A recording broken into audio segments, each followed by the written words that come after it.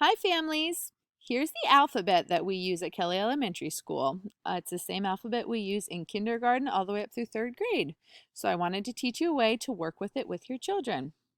We're going to start with the letter A, and we're going to say the letter, the sound, and the picture. Here we go.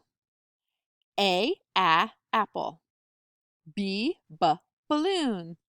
C, cat. D, dog. E, egg. F, fish. G, goat. H, heart. I, igloo.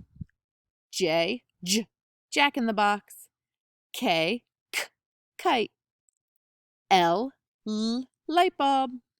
M, moon.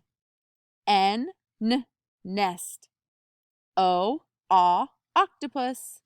P, parrot. Q, queen. R, rainbow. S, sandwich. T, turtle. U, umbrella. V, vase. W, watermelon.